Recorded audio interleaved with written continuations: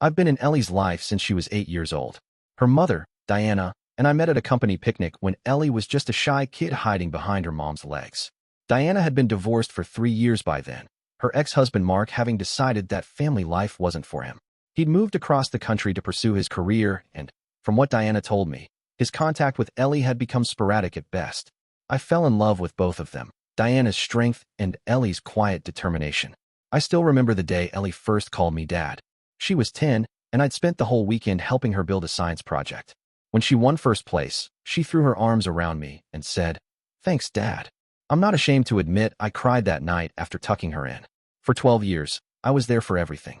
The awkward middle school years, her first heartbreak, teaching her to drive, God help me, college applications, and moving her into her dorm. When Mark would cancel his twice-yearly visits, I'd be the one holding her while she cried. Diana and I never badmouthed him. We simply tried to be there to pick up the pieces. Then something changed when Ellie turned 20. Mark suddenly got back in touch, claiming he'd had some kind of epiphany about family. He started calling regularly, sending extravagant gifts, and visiting more often. Diana and I were cautiously optimistic. Maybe he'd finally grown up. Ellie was guarded at first, but gradually warmed to him. I encouraged the relationship, believing every child deserves to know their biological parents if possible. What I didn't expect was how quickly Mark would try to rewrite history, telling stories about how he'd always wanted to be more involved, but couldn't because of circumstances. When Ellie met Jacob in her senior year of college, things accelerated. Jacob came from money, old money, and suddenly Mark was very interested in being part of Ellie's life. The engagement came 6 months after graduation, and the wedding planning began immediately. At first, I was involved in everything.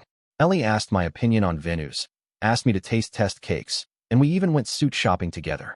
But as the wedding drew closer, I noticed I was being included less and less. Mark, meanwhile, was suddenly everywhere. The final blow came 3 months before the wedding. Ellie invited Diana and me to dinner, fidgeting nervously with her napkin before finally blurting out, "I want my real dad to walk me down the aisle." The restaurant seemed to go silent around us. Diana reached for my hand under the table, squeezing it tightly. "I know you've been there for me," Ellie continued, not quite meeting my eyes. "And I appreciate everything. But this is something I've always dreamed of. Dad, Mark has really changed, and this would mean so much to both of us." I somehow managed to nod and say I understood. What else could I do? Cause a scene? Make her wedding planning more stressful? But something inside me broke that day. The next 3 months were a study in quiet humiliation. I was still expected to attend all the pre-wedding events, the engagement party, the rehearsal dinner, the bachelor party for Jacob, but I was clearly an afterthought. Mark was front and center in all the photos, telling everyone who would listen about his little girl. Most of Ellie's extended family knew the truth, shooting me sympathetic glances when Mark would go on about Daddy's little princess. But Jacob's family accepted the narrative without question. Diana was furious on my behalf, but I begged her not to make a scene. "This is Ellie's day," I kept saying, though each time the words felt more hollow. I had raised this child, loved her, supported her through everything, and now I was being relegated to mom's husband status. A week before the wedding, Ellie and Jacob invited us over for dinner. The conversation turned to wedding expenses, and Jacob casually mentioned that the final payment to the venue was due. "Dad already covered the flowers and photography," Ellie said, and it took me a moment to realize she meant Mark. "But we're hoping you can handle the venue payment. It's only $20,000. My heart stopped. $20,000. Just thrown out there like it was nothing. "You never mentioned anything about us paying for the venue," Diana said carefully. Ellie looked confused. "But you always said you'd help with my wedding." I assumed that meant financially. I sat there, digesting this. Through all the wedding planning, through being pushed aside for Mark, not once had Ellie or Jacob directly discussed finances with us. They had simply assumed. "We were planning to contribute," I said slowly. "But $20,000 is a lot of money, Ellie. That's more than we had budgeted." Jacob stepped in then, all smooth confidence. "My parents are covering the catering and the band.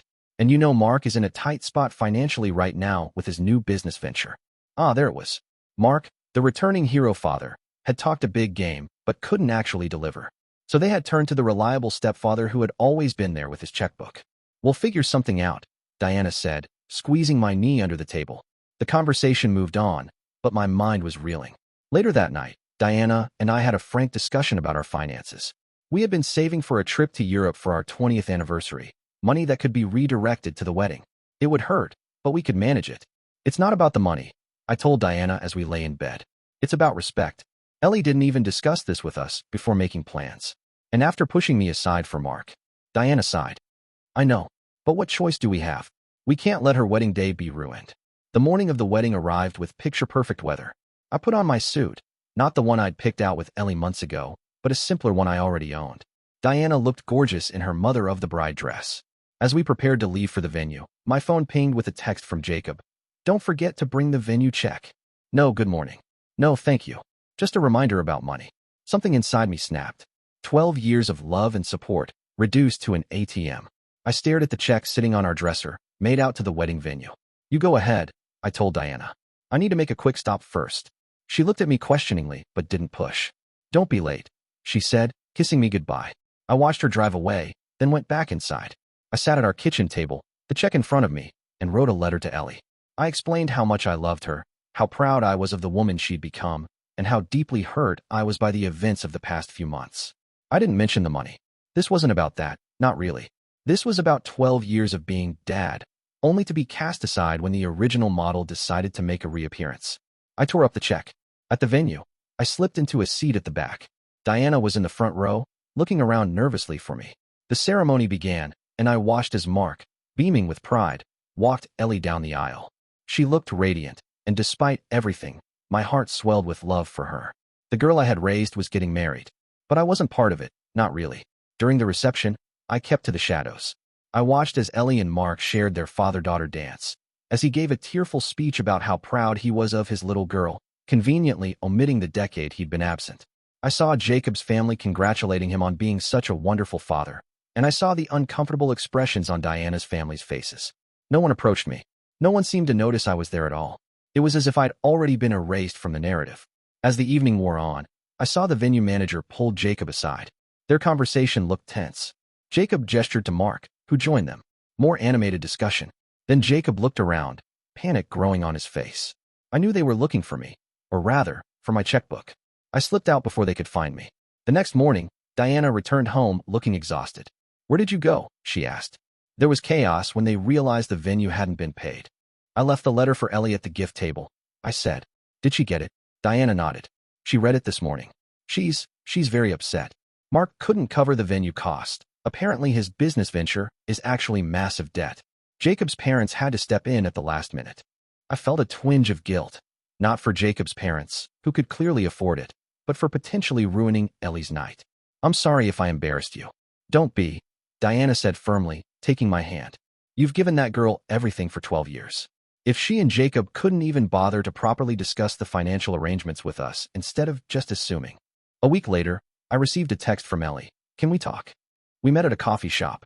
She looked tired, her honeymoon tint not quite hiding the strain around her eyes. I read your letter, she said without preamble. I didn't realize how much I'd hurt you.